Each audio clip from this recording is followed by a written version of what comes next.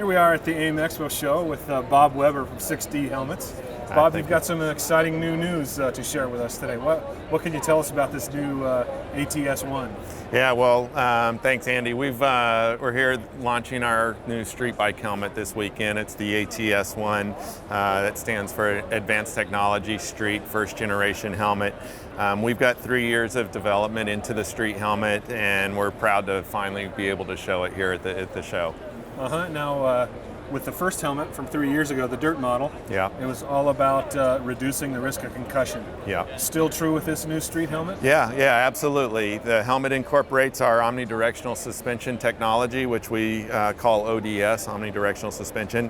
And basically what that does, it gives an inner liner inside of the helmet the ability to displace three-dimensionally within its shell. So it can rotate and shear in any direction within itself upon an impact. It recenters afterwards.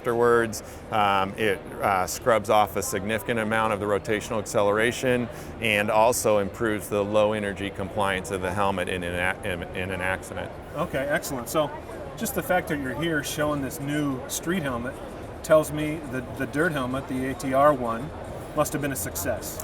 Fair statement? Yeah, definitely a fair statement. The motocross helmet has, I think, been the genesis to get the whole industry looking at their helmet technology to try to work on improving what helmets are doing today. We've really been adopted by the motocross community out there. Young riders, mature riders, vet riders, the whole gamut have seeked out to get themselves into a 6D. Excellent. Now tell me, what kind of technology does the helmet have that's designed specifically to help reduce the chance of concussion? Yeah, basically our design puts two liners inside of the helmet, two EPS liners. They're separated by an array of these elastomeric isolation dampers, which are this little guy. That's kind of the heart and soul of the helmet. And it has the ability to compress both linearly and shear laterally this way. So by doing that, in the event of an accident, you're going to hit the ground at some oblique angle.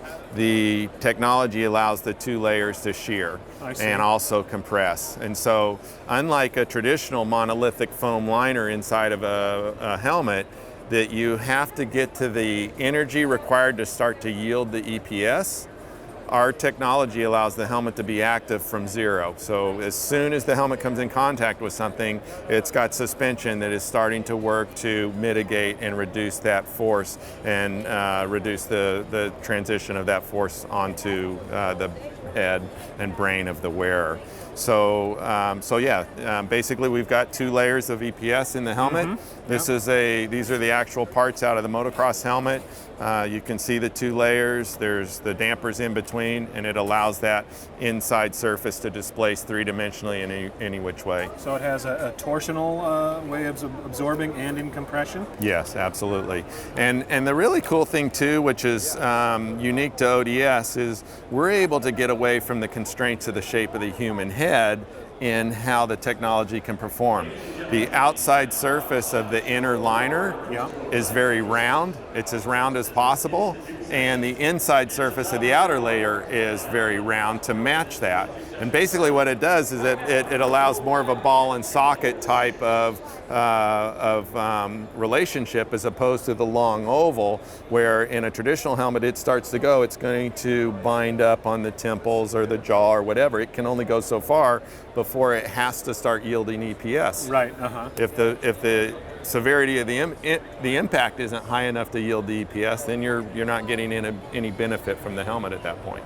Understood. Now, how much of a gap is there between the two layers of EPS? Yeah, there's 7 millimeters of an air gap between the two layers in the helmet. Okay. Yeah. Wonderful. And what can you tell us about the new street helmet and some of its technologies, its new facets? Yeah, so the street helmet incorporates all of the benefits of the Omnidirectional Suspension technology. We worked very hard on the shield to engineer our own articulating pivot over here, which allows the shield to suck down and seat in nice against the gasket, so there's no air leaks or water leaks through the seal. This lever will lock it in the closed position, and then it will also crack it so for minor ventilation. And then the first ratchet position is very close, so it's not a big jump. And then there's 10 additional ratchets through the entire range of motion. There's an intake vent on the chin bar, 2 on the forehead, another one on top here. These are all open or closable. And then there's 5 exhausts behind these 2 covers, this top cover and the rear spoiler. Okay. We worked with a computational fluid dynamics software program to help us design the aerodynamics shell.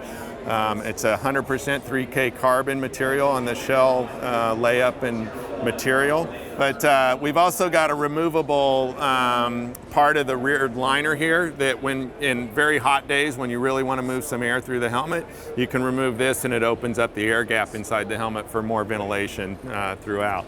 Okay. It'll come with a pin lock shield. So we'll have the pin lock shield insert for thermal pain anti-fog system, and it's the Max Vision type that covers the entire circumference of the shield area. So. Have you actually had the helmet in a wind tunnel, or has it all been CFD? CFD. We haven't actually had it in a wind tunnel, but we have ridden in it, and it rides really, really nice. So very pleased with the performance of the helmet on the bike, and we've done a little bit of that testing already too. And how about the weight of the helmet? How does it compare to a conventional helmet with a single EPS liner? Yeah, we're right there. We're at 1,750 grams, which is about 3.8 pounds. So I think we're right there in the meat of where we should be to be competitive with other premium helmets in the marketplace. Okay. And is there only one shell compound, the 3K carbon, or is that a different model that's... No, all of our shells, at least to start, is 100% 3K carbon. There's one model, and we'll have a couple of different graphic ways available in the spring. Okay, and when do we see this helmet on the market? If we stay on track from today, we should have helmets by March 15th. Okay, how about pricing? $895. $895? Yeah, $895 retail. Okay, now how about the current motocross helmet? What's it? The current motocross helmet is $745, and we have a youth helmet that is $500 also. Oh, okay. Yeah. Now I understand you're based in Brea, California. Is that right? Yeah. And how about the helmets? Where are they made? We're made in Asia. We've got a Taiwanese manufacturer that manufactures in China. Yeah. Excellent. Anything else you'd like to share about the helmet that Cycle World readers would like to know? Yeah, there's nothing like it in the market. There's no other technology that offers all of the benefits of omnidirectional suspension. So we're working very hard in our company to get that technology into helmets for sporting activities on the cycling and motorcycle side. This is our 4th product to market from 6D, and we're very proud of it. It's a very effective design that does things that other helmet technologies can't. Excellent. Yeah. Well, best of luck to you. All right, Andrew, thank you. Thank you. Appreciate that. That was great.